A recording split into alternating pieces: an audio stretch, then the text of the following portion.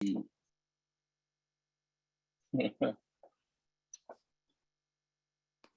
reference, so folks can have it to refer to.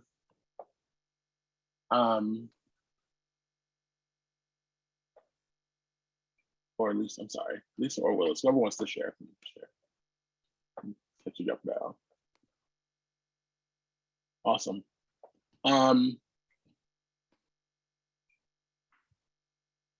So tonight we're going to be talking about the Meeker Avenue Plume nomination to the National Priorities List and what that means for the neighborhood. Let's quickly go over the agenda.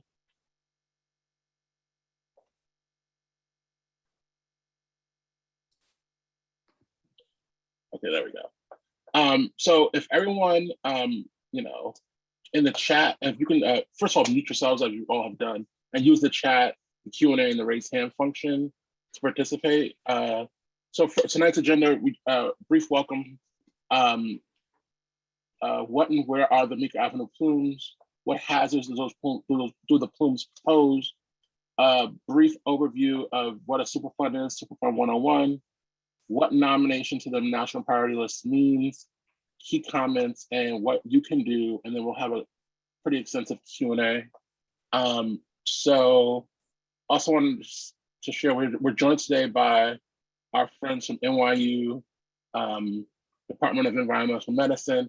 They will go in depth about kind of what the hazards of the plumes are, but we'll have them introduce themselves a little bit later on in the agenda. So I guess Willis and Lisa, you can kick things off. Sure. Lisa, you want to take the first few slides here? Sure. I'd be happy to. Thank you. All right. So what are the Meeker Avenue plumes and really where are they? So what is a plume? That's kind of the first question that we should talk about here. So, and it's really rather simple. Everybody wants to make sure they're muted. And see what I've got here. Sorry, can't figure out who's talking right now. Sorry. Okay, so an underground, a plume is really just an underground collection of contaminants that are commingling with either the groundwater or the soil. And in this case, it is both. This is a really large area. It's close to 200 acres. It's in the northeastern section of Greenpoint along Newtown Creek, really kind of straddling the industrial zone, passing underneath the BQE, and really right underneath a big part of the residential part of Greenpoint. And so that we are on, yeah, my math is terrible, especially on the fly, but we are pretty far into how long we've known about these plumes. And so it's been a state Superfund site for a number of years now, and it's been under investigation by the state since 2007. There is an EPA document here. I'm going to link it into the chat right now so that you all kind of have an opportunity to look at some of the maps that are available to you. So, and the map that's here on your screen right now is an older map. This is a state map. And so the maps that are out there have evolved significantly, and we'll get to those in just a minute. But this is the more kind of familiar image that we've seen for quite a while now. And you can go to the next slide. And so what are we really looking at? What are these plumes made out of? They're primarily volatile organic compounds. This is a PCE here on the right, which is the tetrachloroethylene. And then trichloroethylene is another one of the VOCs that we're dealing with. And then there's a couple of others, including vinyl chlorides and cis 1 and 2 dichloroethylenes. And what is a volatile organic compound? They're everywhere. They are ubiquitous in our environment. Anything that becomes a gas at room temperature is considered a volatile organic compound.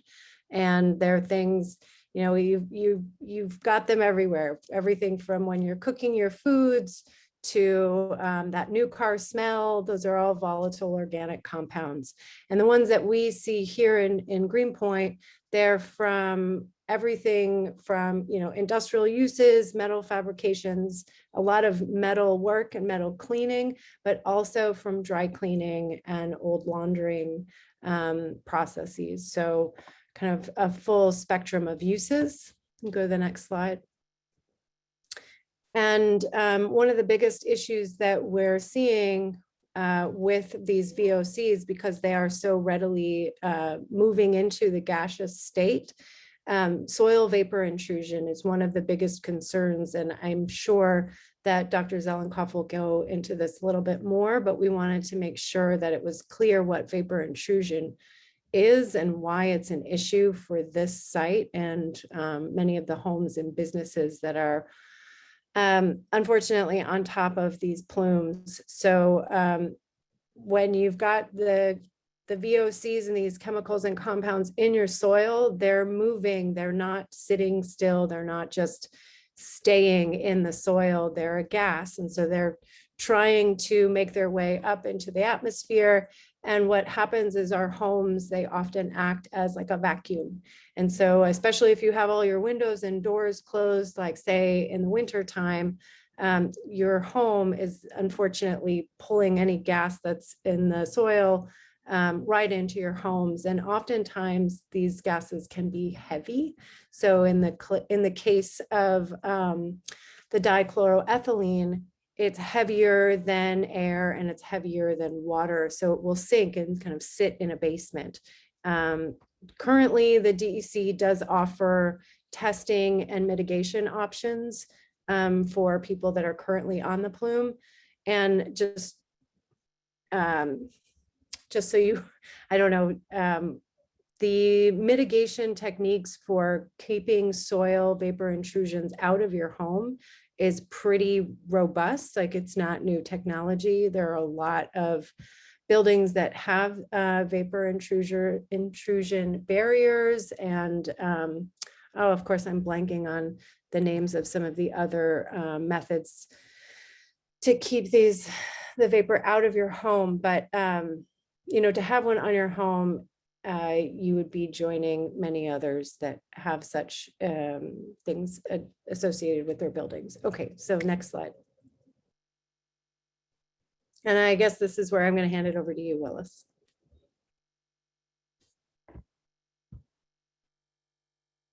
Thanks, Lisa. That was great. So we wanted, I think a big thing is sort of what we talked about, where are the plumes and figuring this out. And unlike some other contaminated sites, this area is not as well defined, unfortunately. And Lisa mentioned that map that we saw earlier was a DEC map, and it was, it's changed a little bit. So that link that was in the chat has some updated maps from EPA, and we just wanted to take a minute to sort of go through these. So, I'm pretty sure that most people on the call are very familiar with the neighborhood and what we're talking about. But essentially you see in this image a few different sort of, main things. One, the main site investigation area shown in the black outline, which is running basically down Monitor Street, down towards Driggs Avenue, and then basically over to the creek. And so that's a site, basically the investigation area where they're looking at to see what kind of contamination is in the ground there. And then you have this red outline, which is the extent of subsurface contamination. So that's, where they've been able to more accurately pinpoint where these chemicals are located underground. And then these areas of observed exposure. And we're going to look at a few slides, a few more maps to detail those specific sites. So as mentioned, it is largely industrial, and it's likely that many of these chemicals came from these industrial operations here, as we'll see in a second, but obviously there's a lot of residential, all those blocks that are just east of McGolrick. Is very concerning. Even parts of the park are, a very tiny sliver here. PS 110 is just right outside of this area. And then on the southern side, it also, basically goes right to the corner of Cooper Park houses as well. So very troubling for a number of reasons. This is one of the slides from the EPA document. And so this is, again, the extent of contamination. And you'll see there's sort of two different colors that are shown here. The first is this pink one, which is a soil gas contamination. And we'll look at that in just a second. And the second would be groundwater. So as Lisa mentioned, and sometimes it's kind of hard to fully understand or explain what this looks like because you can't really see it, but it's underground. So in some instances that is mixed in with the groundwater. And obviously I think a lot of people are familiar with the Greenpoint oil spill that significantly overlaps with this plume as well. And we can talk more about that. So groundwater is a major issue.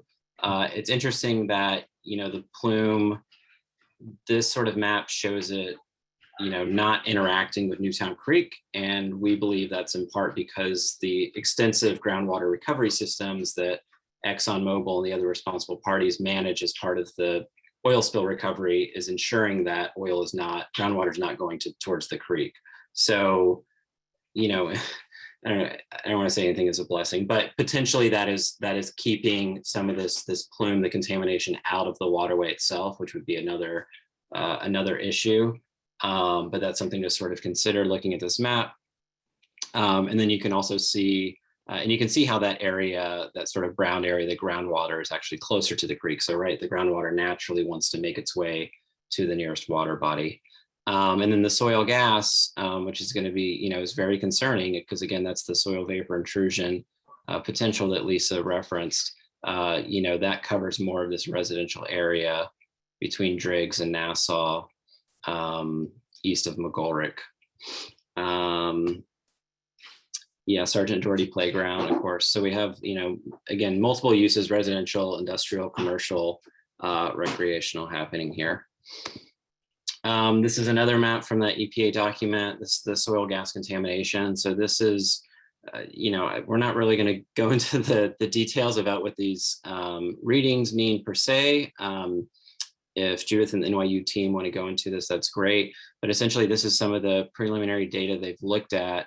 And, in a sort of rudimentary way, you can see the color scheme here with orange and red being the highest concentrations of chemicals that they found. And so again, these are the same chemicals that Lisa talked about, specifically PCE, TCEs, vinyl chloride.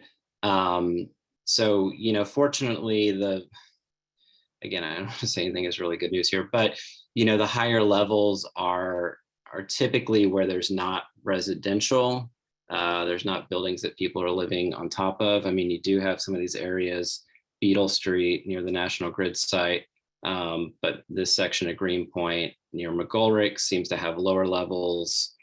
Again, doesn't mean that just because lower levels can still be very, very dangerous. It's just a sort of as comparison here. And this doesn't really, it's really hard to read into this without knowing what the standards are, what the thresholds are, and what the exposure is actually going to be. But this sort of gives you a general sense of sort of some of these main areas that they are primarily looking at, and will definitely inform the investigation going forward that the EPA may conduct here.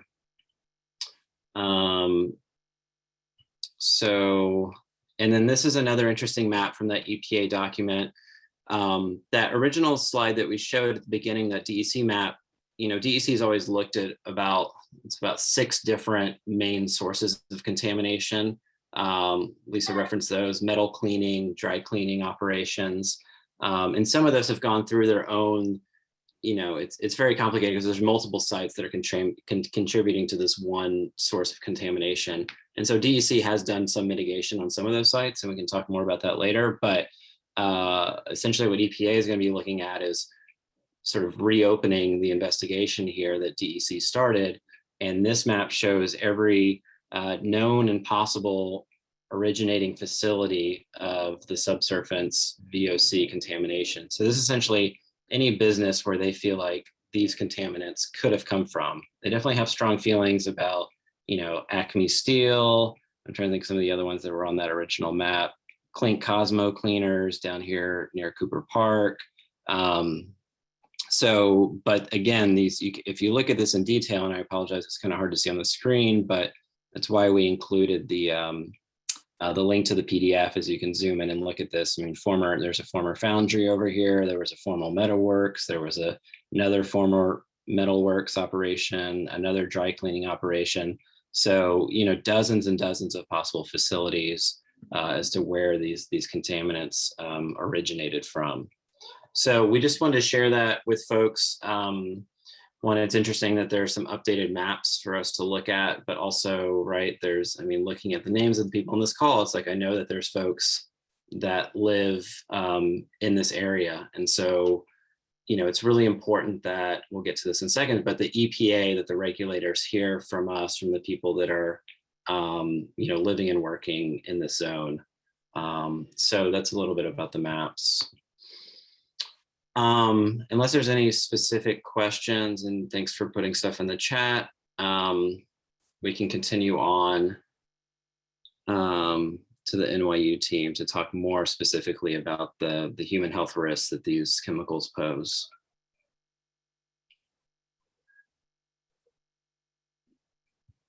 Hi, everyone. I'm Judith Zelikoff. I'm a professor at the New York University School of Medicine, Department of Environmental Medicine. And I've been working with both North Brooklyn Neighbors and Newtown Creek Alliance for over a year. I think with Anthony, probably closer to 2 years. And we partner with them to provide resources, data interpretation, basically anything they need from us.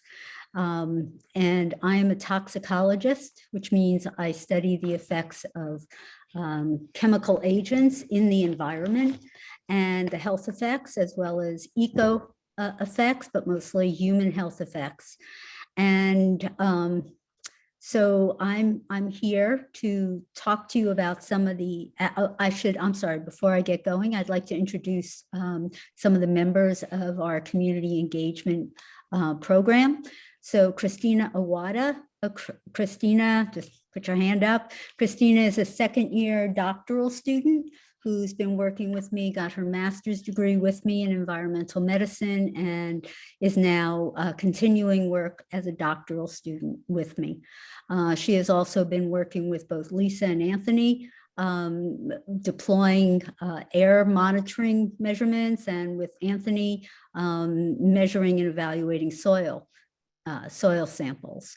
Amna Raja is also a second-year doctoral student working with me, and her master's degree is in exposure assessment. So she's working very closely with Anthony and Lisa as well for also deploying VOC monitors, polycyclic aromatic hydrocarbon monitors, and monitors that will measure particulate matter. We also have a new student on the line, Tri Hun, and Tri is an incoming doctoral student, and he is very interested in exposure assessment and health implications. So he's also just started working with us. So what kind of risks are posed? So as Lisa did an excellent job of describing, most of the chemicals that we're dealing with from these companies are called chlorinated hydrocarbons or chlorinated solvents. And they include things like, as Lisa said, trichloroethane, trichloroethylene, as well as tetrachloroethane, tetrachloroethylene, and other things that you've probably heard of, like acetone, benzene, formaldehyde. So there are many well-known and not so well-known chemicals, and they present a potential health problem. So first, you should know that anytime you're looking at potential health problems and anytime you're looking at a chemical, you have to know the effects and the the long-term issues are all dependent upon the concentration that you're looking at, the concentration that's there, and the duration of exposure. Those are the two key factors from a toxicology perspective as to whether you are at risk. And again, the third point is you must be present for the exposure. So you can have something in the ground, in the soil, wherever, but if you live 100 miles away, then the chance of you being exposed is very small. However, if you live close to it or on top of it, the chances are much better that you will be that you can be exposed to it. So how much is there? How long are you exposed? Also, how are you exposed? And are you a healthy individual? Or do you have things like asthma? Or are you pregnant? Or are you a child? Or are you elderly? So that's a toxicology 101. As far as what you have, what's going on here at Meeker Street, these chemicals that are there can invade. Okay, they can, as Lisa pointed out, they're in your groundwater. They can permeate into the soil, and they can also rise very low down. Okay, you've probably heard of radon, and a lot of people who have basements have to monitor that radon. Well, volatile organic chemicals or these chlorinated hydrocarbons can also migrate and have soil invasion or intrusion into the lower areas of your home. They can come in through cracks. They can come in through pipes. They can come in into basements, into crawl spaces. And you might notice if there's something sweet, then you have an idea that there's VOCs getting in.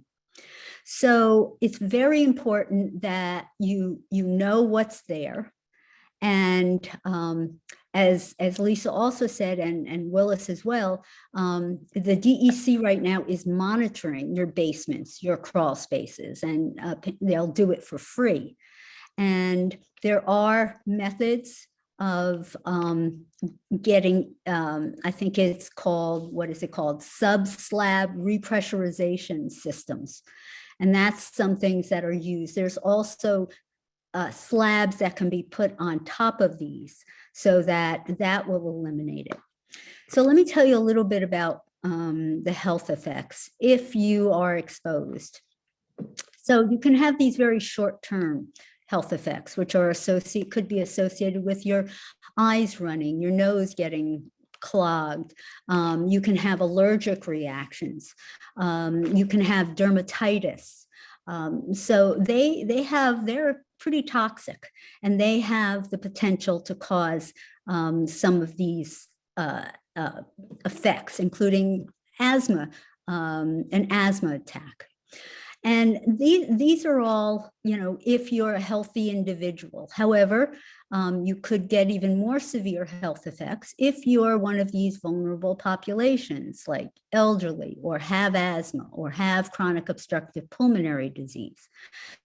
Now, if you're exposed for a short time, you can just walk out into the fresh air and everything is cool again. And these effects that I've talked about, you won't have them anymore. The problems come when you're chronically or long-term exposed and you live on the site, you don't know that you have VOCs or these chlorinated hydrocarbons invading into the downstairs of your home or into the crawl spaces, and you don't know, and you continue to live there. Then there are really long-term, very serious effects that can occur, like cancer. That's, that benzene is a well-known cancer-causing leukemia product. These TCEs that we talked about and PCEs, they can be associated with breast cancer. Now, cancer is not something you're going to get right away. So when you have the exposures and then you have your cells change, your genes change, and about 20 years later, after the exposure, you might start to develop cancer, different types of cancer, including prostate. So it is very important that if you think you're exposed, that you monitor the house and that you are aware of some of the health effects, because if you start to have scratchy skin, runny eyes, you start coughing, you feel like, your windpipe is kind of closing up a bit. Those are all acute or immediate symptoms that you might have. So I'd like to ask any of the other NYU students if you have anything that you'd like to add. I know you've been reading up very much for this presentation. Is there anything else? I think you covered everything. I don't know if I have anything to add, but it was great. Okay.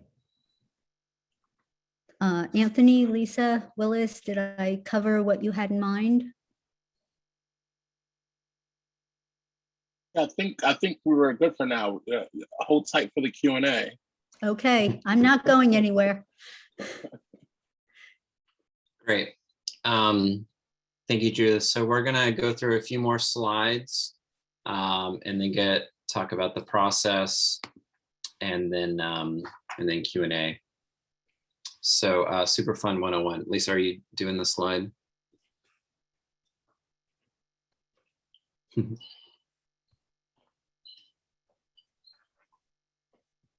Okay, sorry about that.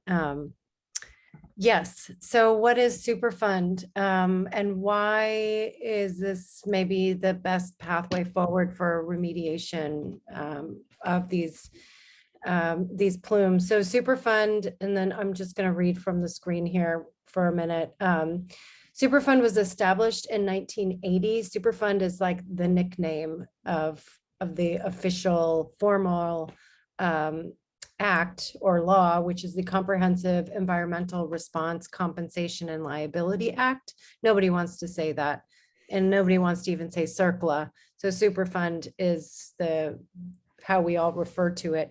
And it's really giving the federal government and the Environmental Protection Agency the authority and the funding to clean up these polluted sites.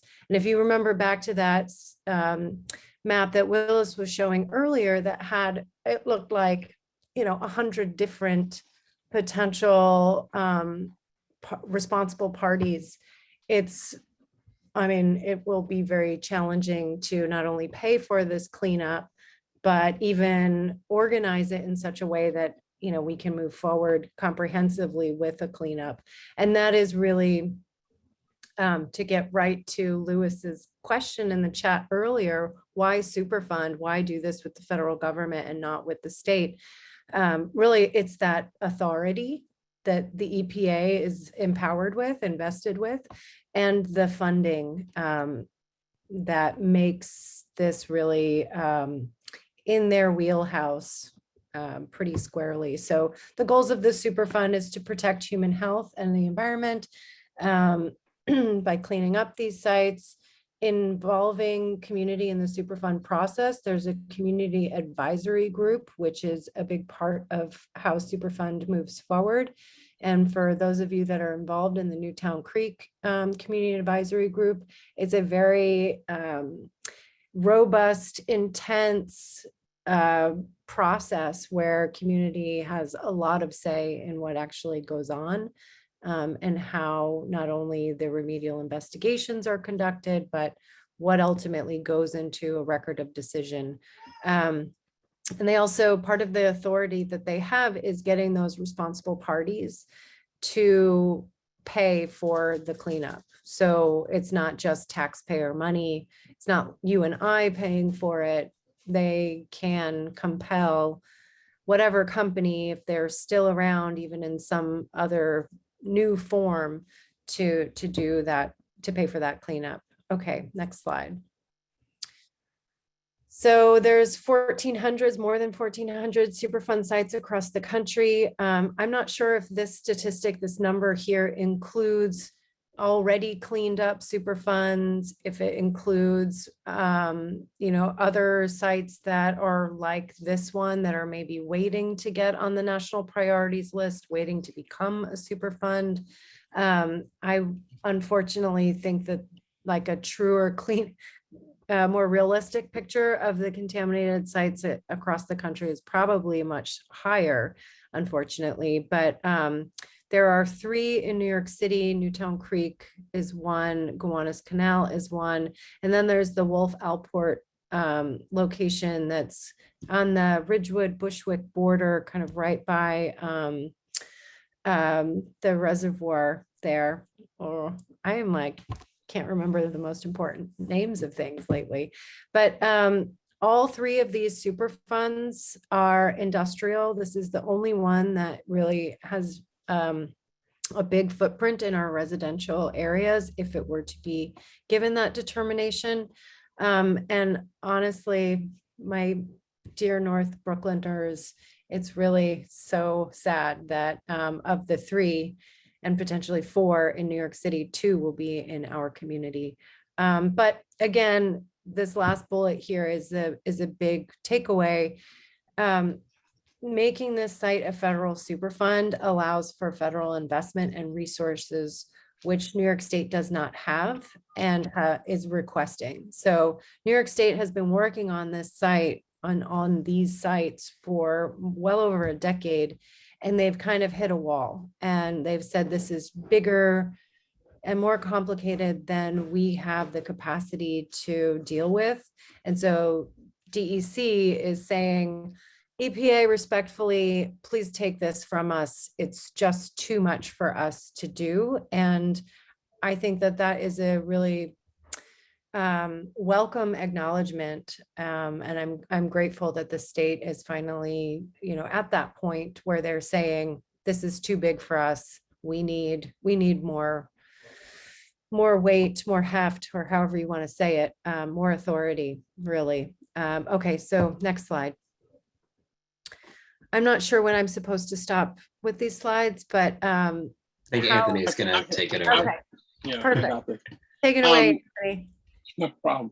So the nomination to the national priorities list, like, what does that mean? First, as both Willis and Lisa mentioned, this site was kind of discovered by accident as the DEC was doing work around the Exxon spill, and then came across this other kind of mysterious entity about 15 years ago, and has been working on figuring out ways to remediate it since then. So there's been some work done. On the right here, you'll see what the Superfund remedial process is. So this first 3 stages are kind of things that DEC has done. And right now we're at this level where it's been nominated for the national priorities list. What is that? It's a list that of hazardous waste sites that are eligible for federal funding and over a long-term period. And DEC nominated it to the list, went through the process with EPA because of the scope and the complexity of the cleanup. As the previous map showed, there are dozens of potential sources of this cleanup, and there's multiple chemicals that are at the site, across the site. So the EPA uses a hazard ranking system to confirm whether or not the site is actually hazardous. This the site scored high enough to be nominated, and we're currently in a 60-day comment period. Next slide, please. All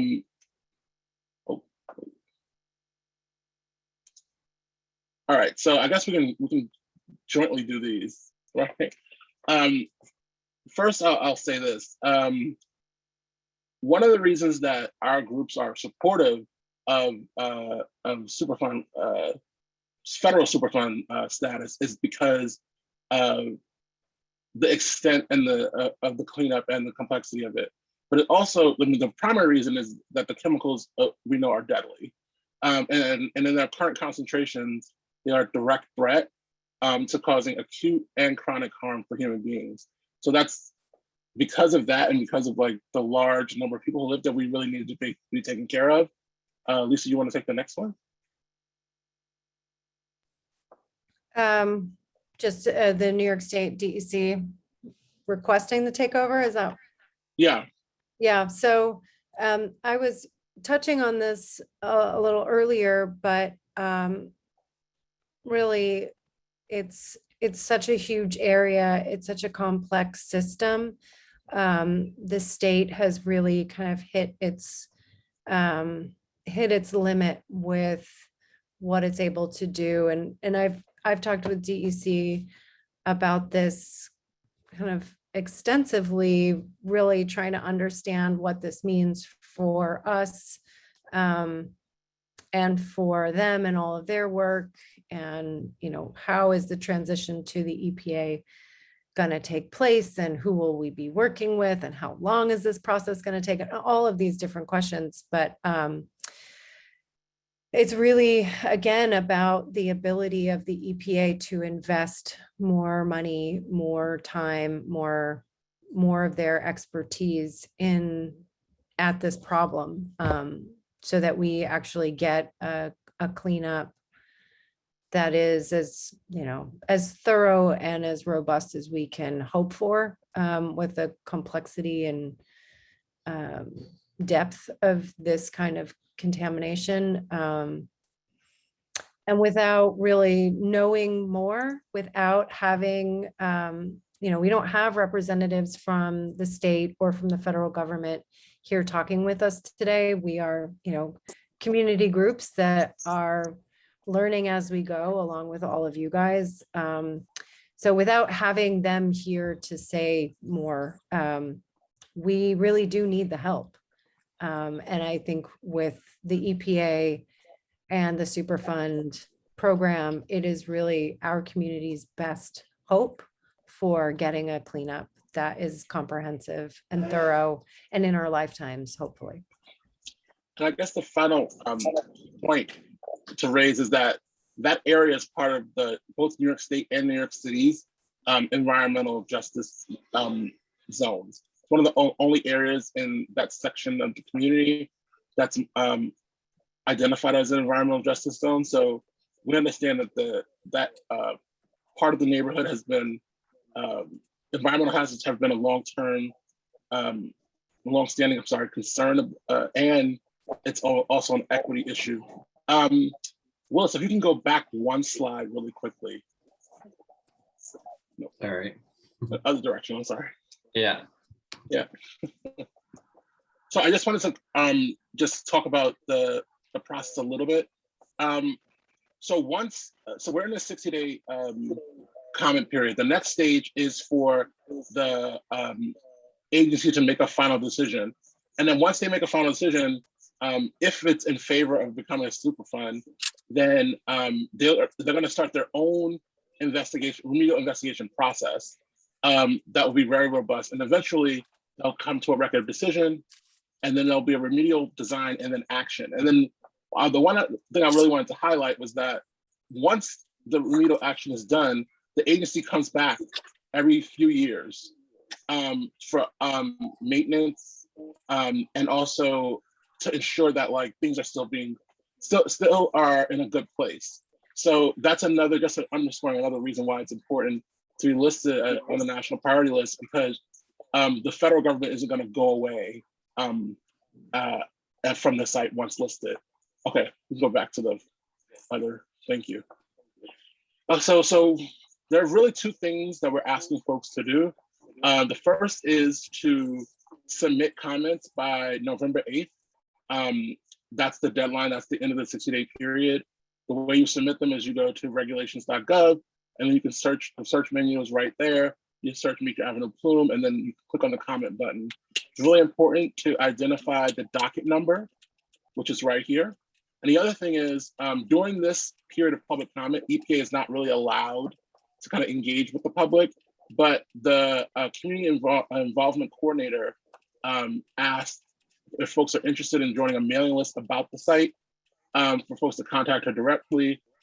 Here's her email, her phone number. We'll also share this information after the meeting. Okay, I think we're ready for Q&A. So feel free to raise your hand. I guess we could take the slideshow down if we want to. And let us know if you have any questions.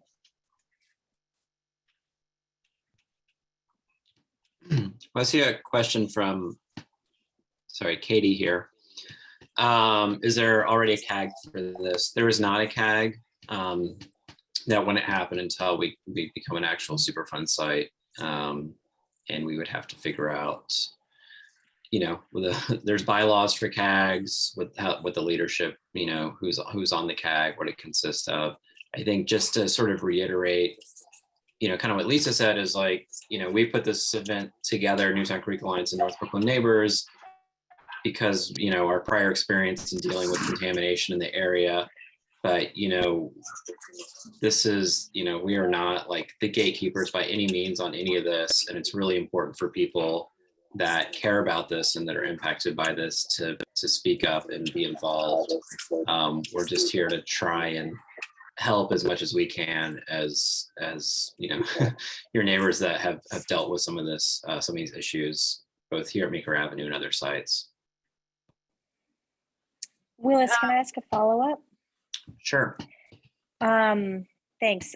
So have you all, or has anybody, since this is federal, engaged like Carolyn Maloney or spoken to the electeds in a more in-depth kind of way?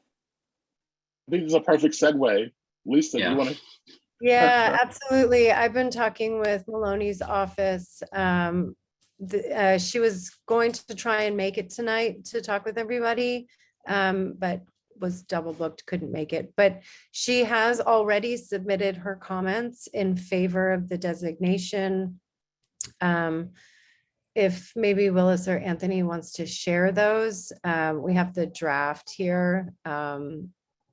If folks are interested, but it basically says, so much of what we've already been talking about. We appreciate the consideration and the potential for resources that the EPA can bring to this situation. But yes, to make a long-winded response much more concise, we're definitely talking with our electeds. We definitely want to make sure, everybody's engaged. I know that, I've done some other outreach to some of our other electeds. I see Lincoln is here. He is our 2B council member of the future. And he is also, really emphatic that this was a great thing for a hopeful cleanup. And so I also wanted to address Lewis's comment and statement here in the chat. And Mitch, I see your hand is raised. We'll get to you next. But, it is way too early and probably, maybe kind of dangerous to talk about the federal government, wanting to demolish homes. Nobody is talking about doing that. It is extremely unlikely that that would be a future course of action. I think there are so many ways to address these contaminants in the ground where they are, that, I can't imagine anything like what you're suggesting actually happening.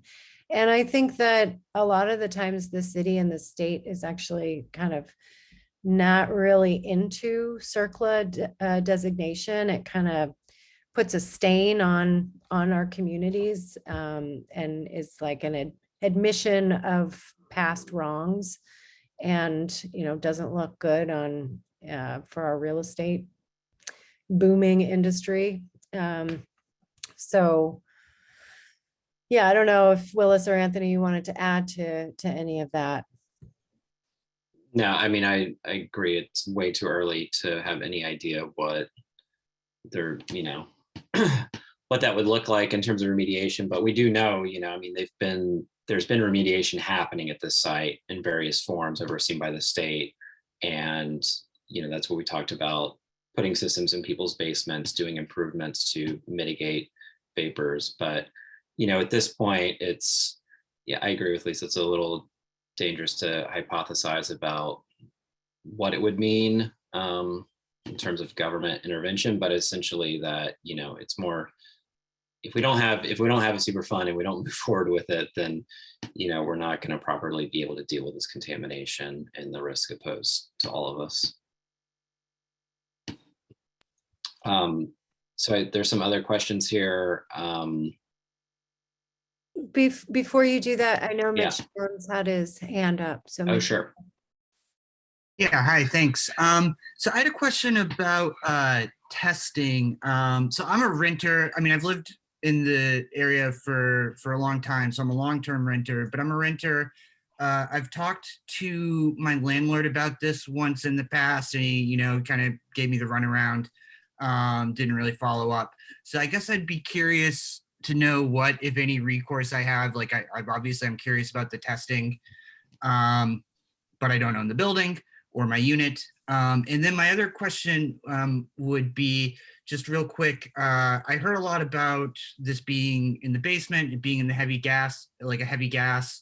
I live on the 3rd floor, so I guess I'd be curious to hear if that makes any sort of like impact in like my risk profile. Thanks.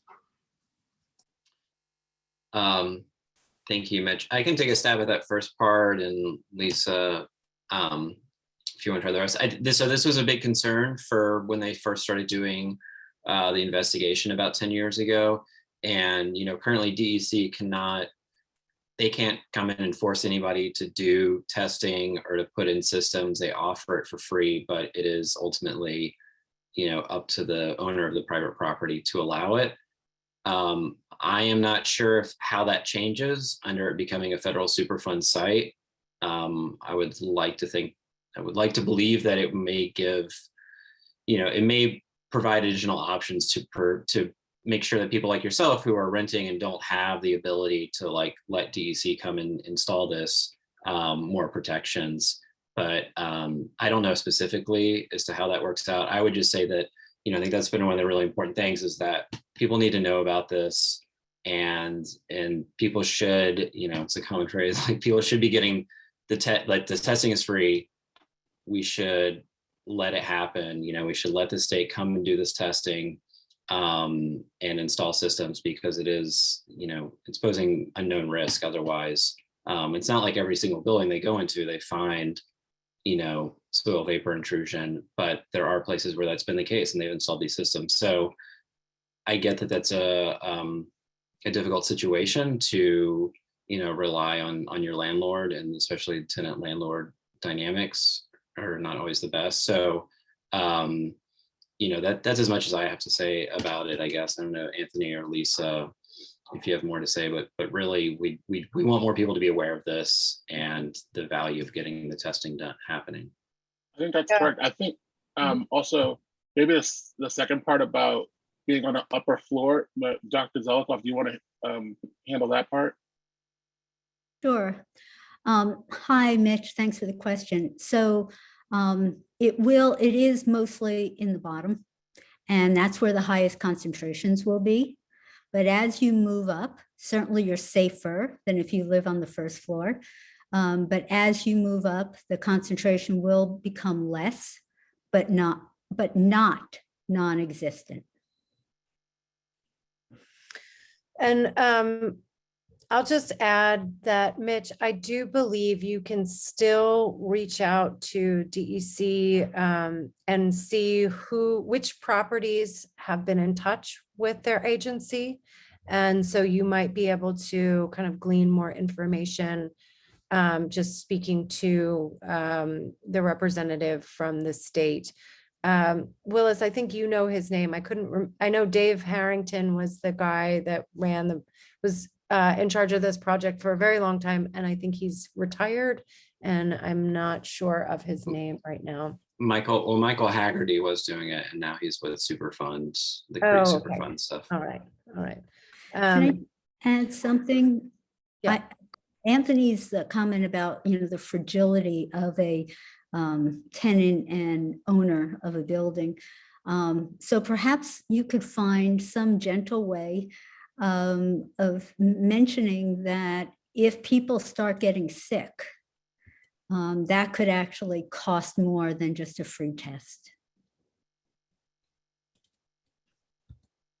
I think the DEC also provided data to EPA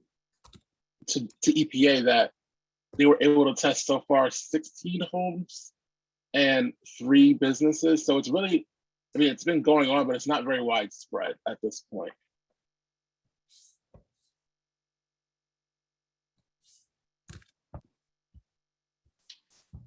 Okay. We have 2 hands and we have some questions in the chat. Sure. How about Lynn? I see you're next in the queue. Hi, guys. Thank you for scaring me. It's always fun. So besides that, I work in this area. I live in this area for 23 years, and I realized I lived in a basement for quite a bit of it. But I'm actually renovating a house with a friend, and we're doing a passive house, which would seal. The nature of a passive house is sealing all the walls, and it's being airtight. And now I'm freaking out because she's on Kingsland and we have another property on Sutton. So is this kind of a report I should share with our builders? Because they are actually very responsible landlords. 1, I imagine they'd want whatever this test is. But 2, now I'm curious if that's the best route in terms of building, is to make it airtight or not. I don't know if any of you can speak to that, but that's worrisome now. I think you should definitely share, and knowledge is, and when you're informed, you can make the best possible decisions. And I love passive house. I'm all for them. I do think that there are like the sub-slab depressurization systems and the other technologies that are available are really pretty good. I don't know if I should say great, but I think that when you understand your parameters and your variables and your problems, then you can find your best solution. And so I think you should keep going with your plans, but now you can be more informed. And I think you can, look more into that research and see what's available. And Lynn, don't be scared. It's okay. You're gonna be okay.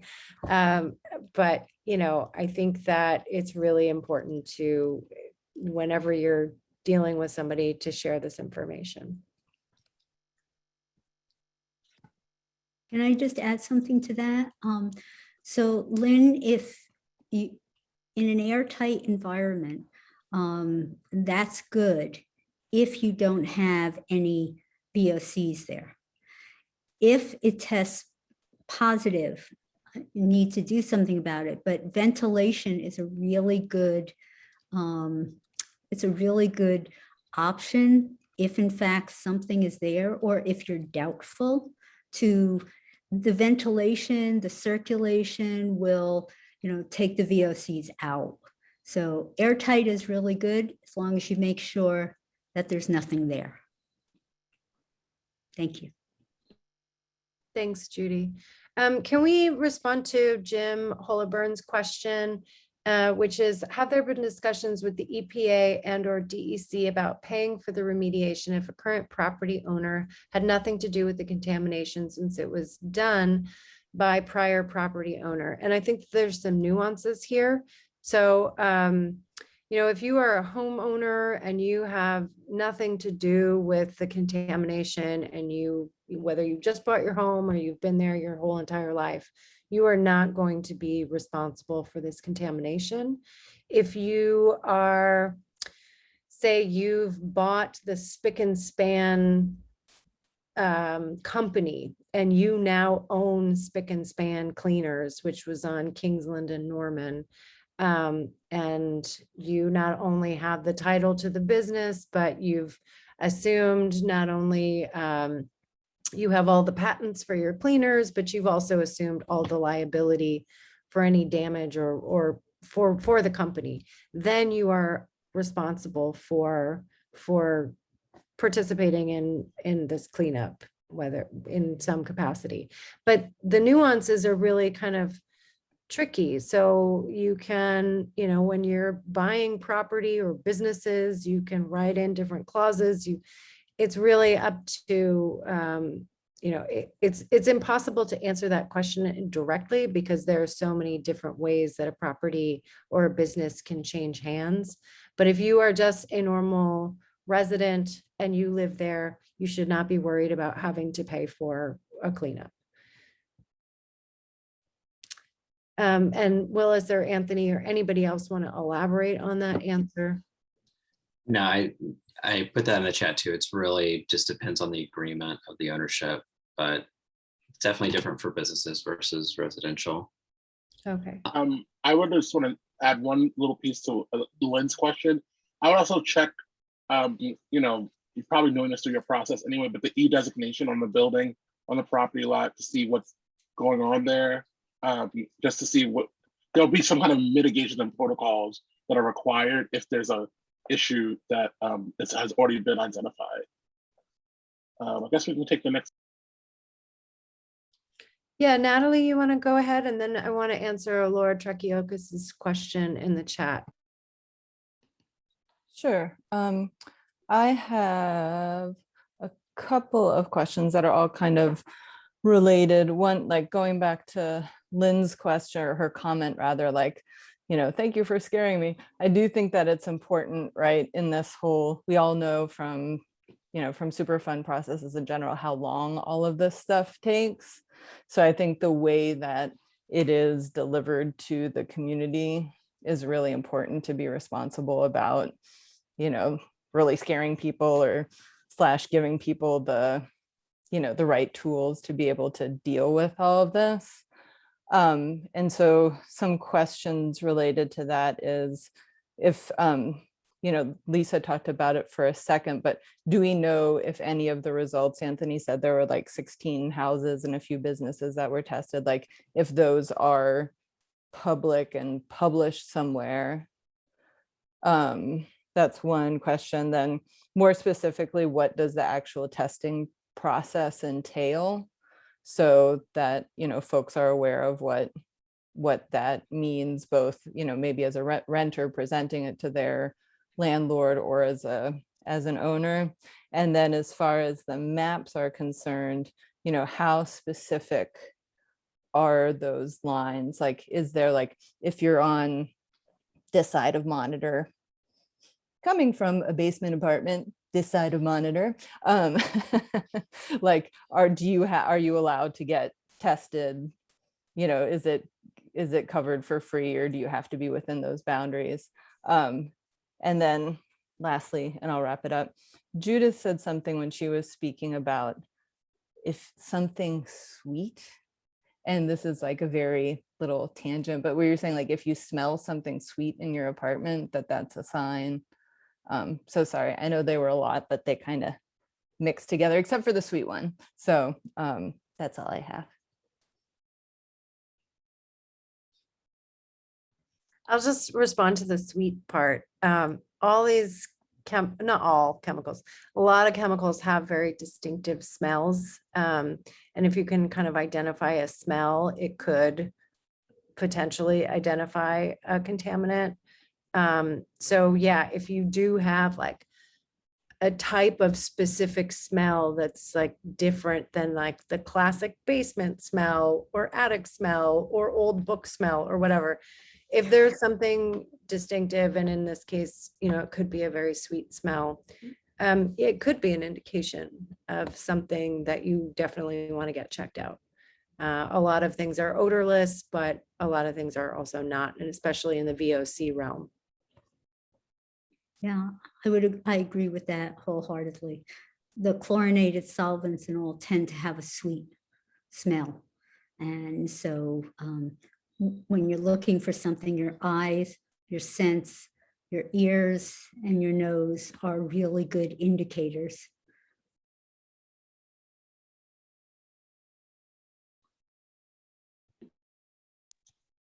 I know this doesn't directly answer the question you asked about timing, but I just wanted to add this piece to this.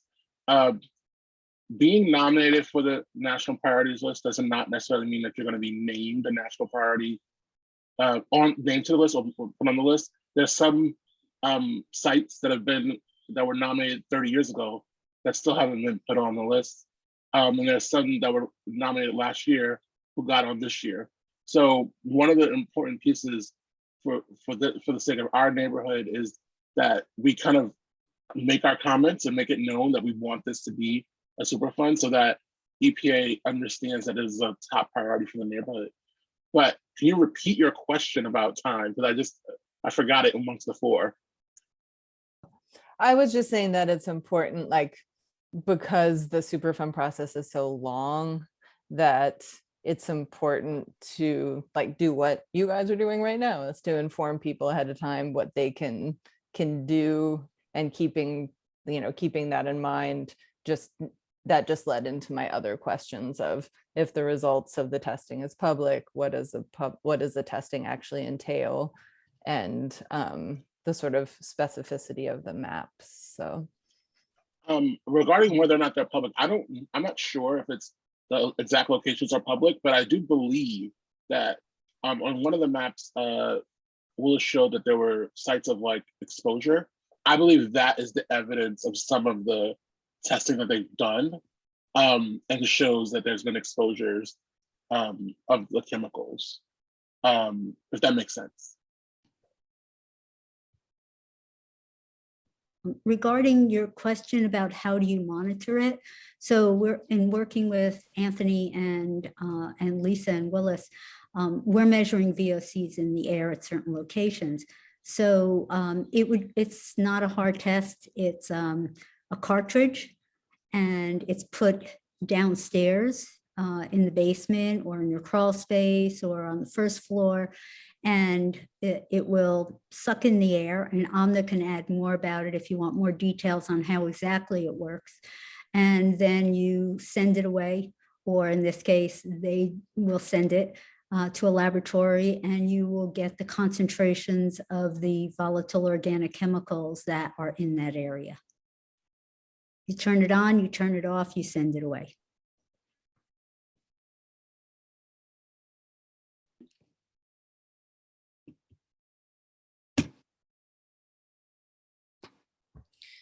Okay, I think we've gotten to all of the questions in the chat. Louis, go ahead. Yeah, and I'm going to say this just in the interest of full disclosure, because I think it is important, in fact, that the feds take over the remediation of this particular site. But everybody should be aware of the fact that by putting it onto Superfund, it should decrease resale values of the homes. I mean, how many people really want to buy into in the way of private homes, apart from commercial, want to buy in a house in the middle of a Superfund? You'd be hard pressed to find somebody. Not only that, but when you go to sell your house, you've really got to give a full disclosure as to hidden problems, and this is certainly one of the hidden problems. Yeah, thanks for that, Louis. We all kind of know that and have to acknowledge it. And our agenda here is less real estate values and all human and environmental health. So, I would say it's not an equal trade-off. So, but we appreciate your comment. No, Lisa and I agree. And the point is, of course, that over at the Gowanus and at Newtown, the commercial property values have increased and not decreased. Yeah. So it's not a straightforward formula regardless. Right. Yeah, it's still New York City, right? I wish we could do a quick show of hands if folks were thinking about considering submitting comments, because oftentimes these sites only get about 1 or 2 comments. So it'd be great if our community showed up and submitted a bunch.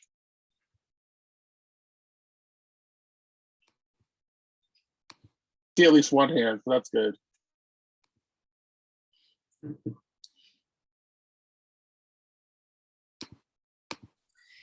Thanks to everybody that's even considering it. And you should feel free to reach out to any one of us that's, talking about this now for some pointers and sorry, 1 second. There, Erica Matichek, I'm not sure where you are on the call, but I'm right here, Willis. Okay, all right, sweet, sorry. I see your That's message okay. about a question. Mom just has a question. Hi, Willis, it's Evelyn. You're doing a great job with the whole team. It's just a reminder, and back in, I think it was about 2014-ish, there was a meeting at the Sunview Luncheonette on Nassau Avenue in North Henry. You did a presentation, and also Mike Shea did a presentation on Meeker Avenue Plumes. So I was thinking, if you can get permission from Mike for his presentation, you could put it on the NCA site. Yeah, that's a great idea. I thought it was very easy for people to understand. Yeah, it was like this simple And plus, presentation. I think to get more letters, there should be a template, a letter, to make it easier for people, just say where to go, blah, blah, blah. Yeah. And I didn't, they could just sign off and send it. Yeah, that might be Yeah. easier for people who might get a good response that way, because people don't know what to say sometimes, Yeah, so I thought of Shade's presentation was really easy to follow and understand, and he had visual pictures and stuff. So I think it would be great to add it to the site. And then if you make a template, maybe even too, you could pass it around through email to people and maybe get a better hits that way. I mean, Yeah. than something simple. That's Thank you. a great suggestion. We can reach out to Mike Shade about his presentation. Lisa, I think, noticed in the chat, NCA has had a lot of information on our website about Meeker Avenue Plumes, but it's been very, a lot of it's fairly outdated at this point. And so, being able to put some more up-to-date stuff, but also things that are easy. We understand it's like a very complicated I think that's what site and intimidates process. people. Yeah. And Totally. I also think on an updated Meeker Avenue Plume map that, they have just like blanks of the parks, and that they should put McGolrick Park, Sergeant Doherty Park, and down that area where the plume is, they should show some streets like Houseman, Sutton Street, because it's hard to really see. It should Yeah. be really more detailed. That's my input tonight. Thank You you. both. Thank you. thank you both. And I think that's a really good point. I'm texting Mike right now to see about getting him his presentation, but we showed briefly the Congresswoman's comments. They're really, really simple. It's really, here you go again. It's not even a full page. It's saying, I recognize that this is now happening. This is really bad. These plumes are terrible. They cause, health damage.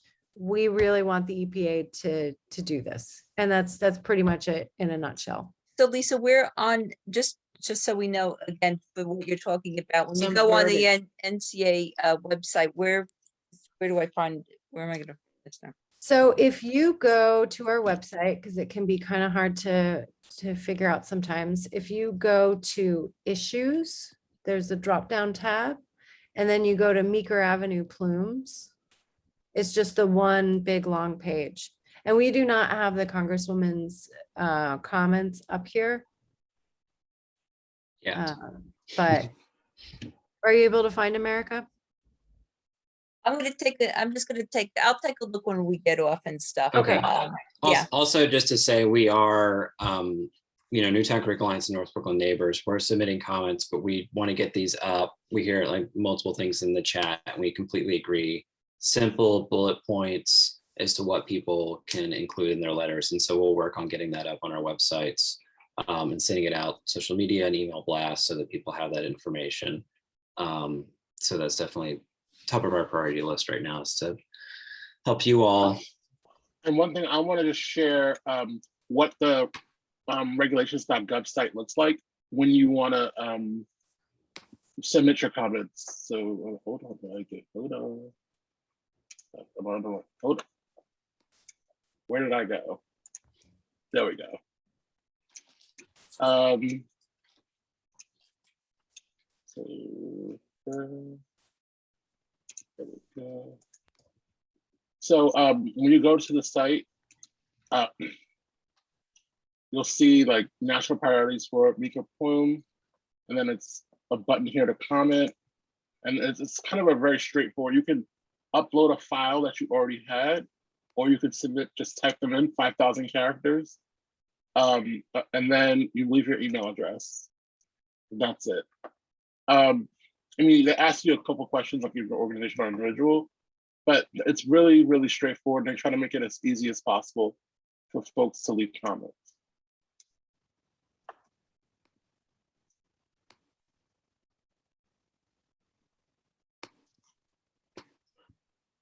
Can I suggest something also?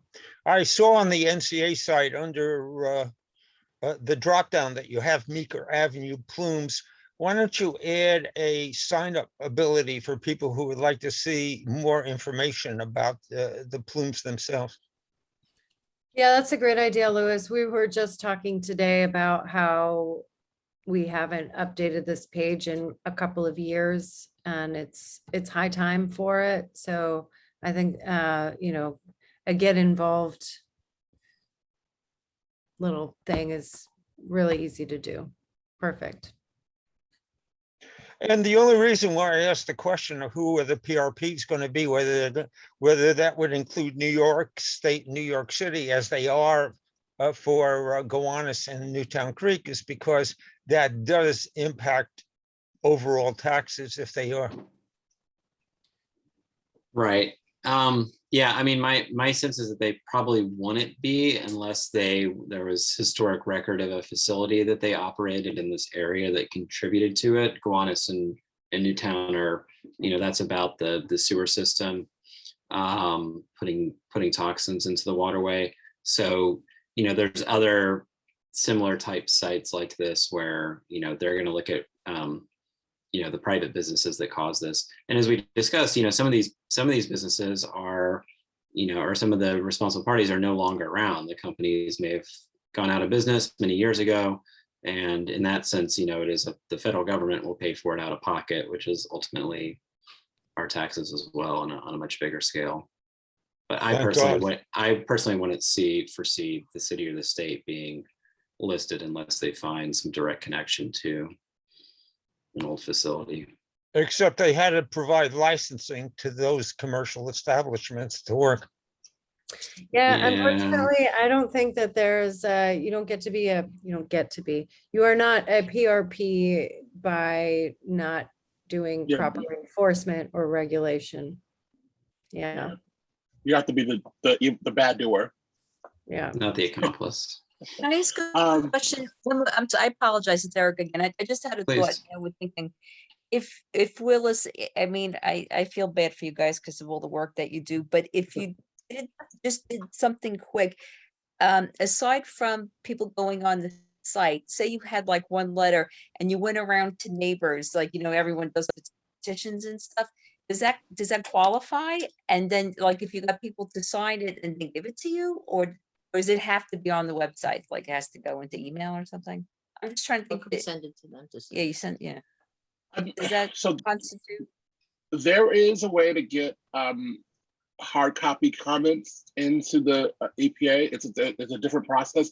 It just has to be postmarked by November 8th. But if someone was to go around and get signatures, that we are able to package that and send that off as well.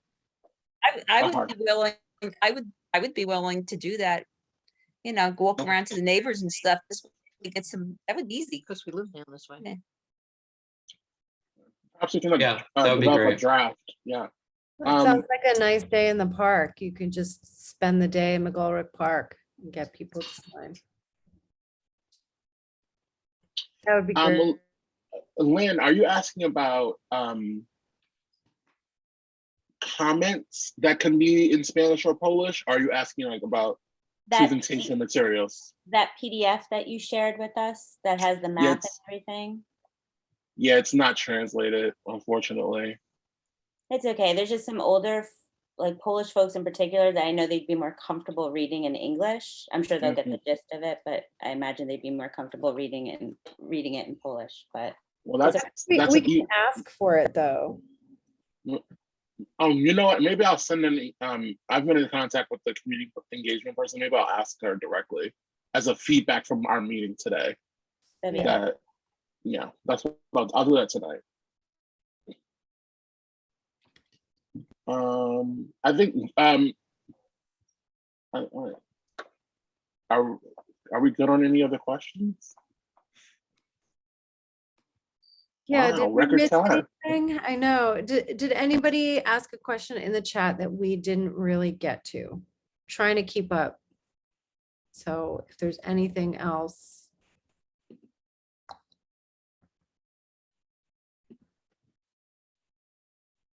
Oh, Judy, go ahead. Got your hand Sure. raised. Oh, no, that's fine. So I just wanted to share some of my experiences with you, maybe for some of you who are still not sure about whether this should be a Superfund or not.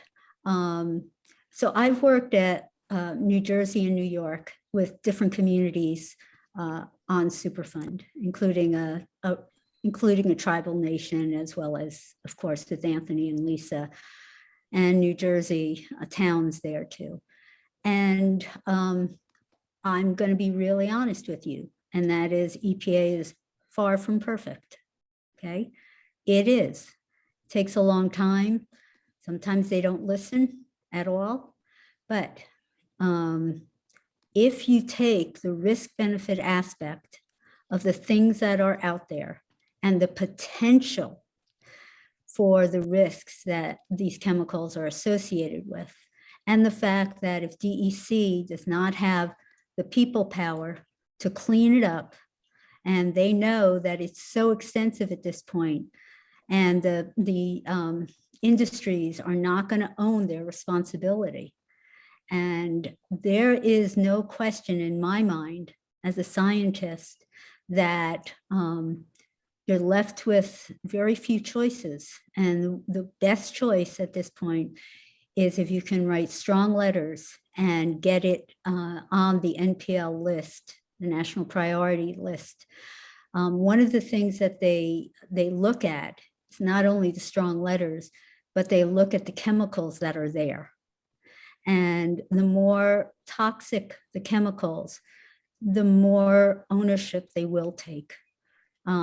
Because they don't want to be sued. There's no other alternatives.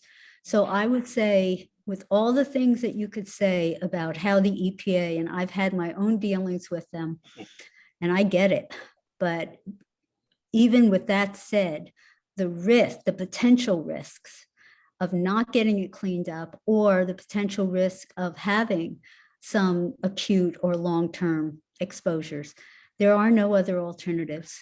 So I support the decision that NBA and NCA are putting out there. Thank you. I did have one additional thought, and that is in the zip codes of the area involved, has anybody done a DOH study for health-related concerns as reported to hospitals, et cetera? Lisa, do you want to take a shot at that? I mean, that's a really great question. There have been health studies done around the creek, and that would have included this area. I don't really know how to answer it, especially directly as it relates to this specific area and health concerns coming from these VOCs. Judy, did you have more? Yeah, to my knowledge, there was no specific DOH output for this community in general. Lisa's right, the Newtown Creek have it. But, what this community could do even besides, and I will talk to Anthony and Lisa about this as well, whether you get declared or not, what there should be is, as Anthony put out, a survey for the communities and try to link up health impacts with some of the chemicals that might be in there. So there are many things that you could go forward with in terms of resources. And one of them is a survey which would help assign or define the different illnesses, and then help to correlate that with some of the products or chemicals that might be there. And tie it into the length of time people have been residing in the area. I'm sorry, Louis? I said tie it into the length of time that people are residing in the area. Yes, those are the kinds of questions that are on the survey. How long have you lived there? Where have you come from? Do you have asthma? Have you moved? And that would be very helpful.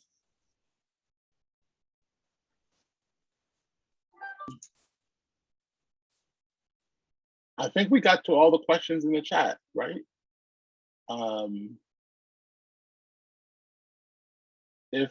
If so, I would like to say thank you all for coming out tonight. To my colleagues, Lisa and Willis, appreciate you guys. To the team at NYU, thank you. And I'm sorry, Anthony. How are you going to keep those of us here on this call, plus maybe other interested parties,